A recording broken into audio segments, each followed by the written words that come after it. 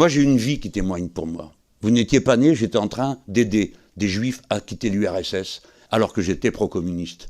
J'ai passé mon existence à mener ces batailles-là. Il n'y a pas une fois où l'on peut me prendre en défaut, puisque j'ai des juges, quelle que soit la situation. Alors, je vous ai répondu, quoique ce ne soit pas le sujet de la commission, et je pense que le mieux est qu'on en reste au sujet de la commission. Mais je suis prêt à venir. Invitez-moi à une réunion, celle que vous voulez, avec qui vous voulez, pour que je puisse venir expliquer en quoi consiste la bataille contre l'antisémitisme que nous menons. Car nous la menons.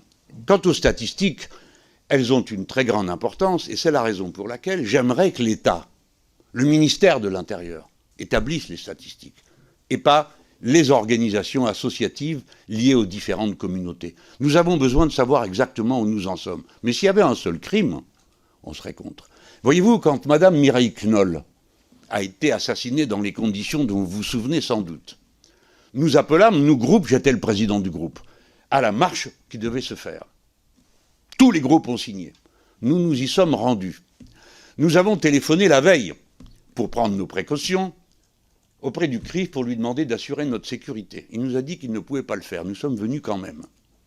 Nous avons été agressés par une organisation juive qui est considérée comme terroriste en Israël comme à New York et qui a couvert d'insultes les femmes qui étaient parmi nous et qui nous a agressés. Et personne ne nous a défendus ce jour-là. Qu'ai-je dit à la sortie? Ai-je maudit tout le monde? J'ai dit je ne confonds pas 40 illuminés et je veux que chaque juif du plus modeste village de ce pays sache que s'il a un problème, il aura les insoumis à ses côtés pour le défendre.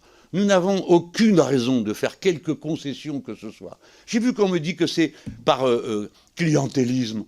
Mais qu'est-ce que c'est que cette histoire? Vous figurez que les musulmans sont clients de politique antisémite, mais c'est une vision raciste des musulmans, ça n'existe pas.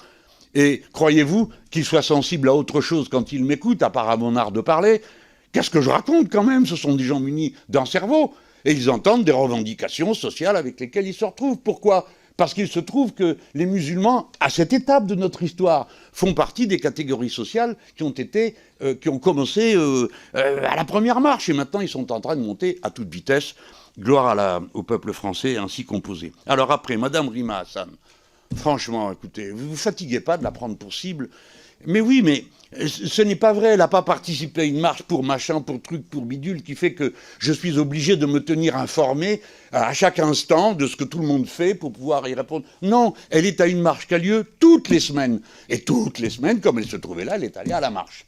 Voilà, elle est allée à la marche, elle n'a aucune... Elle s'est excusée, elle s'est expliquée 10 fois sur cette affaire-là. Je ne vous dis pas qu'on ne commette pas d'erreur, madame.